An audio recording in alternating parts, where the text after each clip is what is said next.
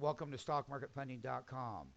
Home to the professional, home to the beginner, and home to everyone alike. Now, what we have here is I'm videotaping this for Dawn because there was 420 of the 1100 put strike bought just moments ago. Up here at right around the same price, 100 contracts traded, right? So, what I really want people to learn here is when we bought the $1,100 call a couple of days ago, is that it's time to start buying. Now we had 203 and 87, so there's 300 contracts. Price print 26 pennies, $26. High 29. Closing price was right there at 26. We got bids if we can break above some of the selling, and the S&P would have to break above north of, let's say, 1102 to get that bid of 1950 down in this handle. Okay? And that you can see the spread. There's a $2.50 spread between the bid and the ask. And it's all about getting it wholesale where if the markets start to sell off, you're in control of the ask and you have to make people pay you. And that's another way of getting your profits. And everyone here will learn how to trade the S&P index that enjoy trading it. It's a nice tool to trade. I'll show the invert of where the other end of this trade was. And it's going to be right here.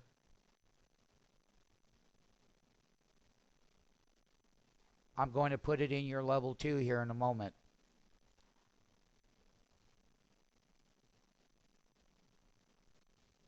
What I have on the tape here for the people that need to be aware is that when this contract was at $20, it was deflated down here.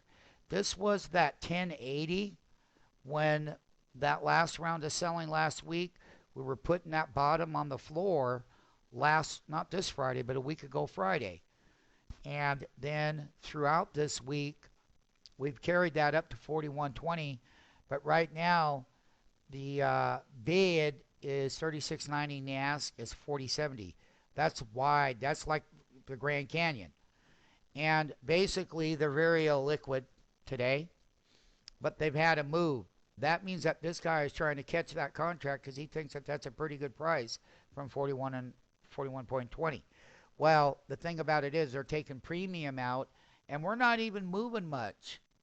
And look at that wide bid and ask, people. Now, if you're ever hit over here wholesale, you get to be this person over here. You get to make them pull in and buy from you. S&P is not down much. So, in my view, they're taking money both out of those contracts. Here's the $1,100 call right here. 22.40. They're slipping the bid.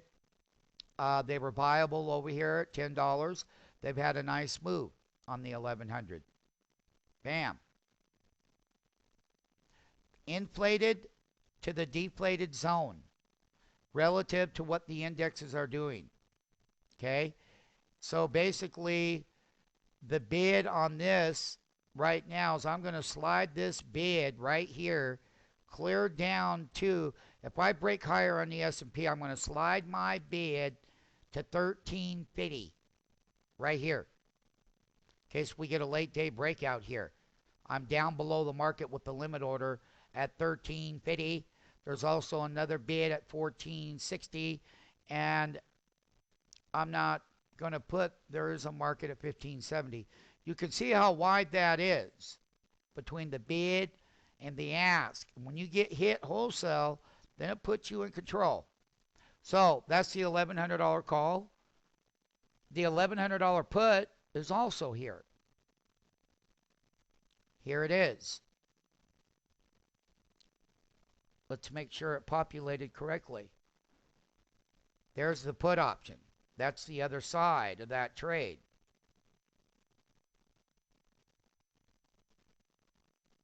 Here's the call right here.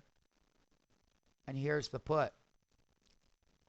1110, 1110. Put side is where they pay when the markets go down, and here's your call right here. 2240 close. Bid 1940. Look at over here. Look at what they're doing with the put option. So put option only put a short-term high. You got more action at 7,800 volume versus 21. And this is where the people want to, that they're starting to get in a little bit of action here. And we've only been open in an hour and 7 minutes going into a holiday. That's not bad volume on these contracts per se. However, if I break above here and we have a little small mini breakout, that's going to take these down here, and I'm wholesale bid down here. Okay? And the high was 29. I'm a player at 19 bidding on a bid. Bid and ask 26 by 28.20. So we have to break up here. We break upward on a 369.12 on the S&P intraday. That will take that bid. That's where we want to buy them. Okay? I've shown both examples on the tape.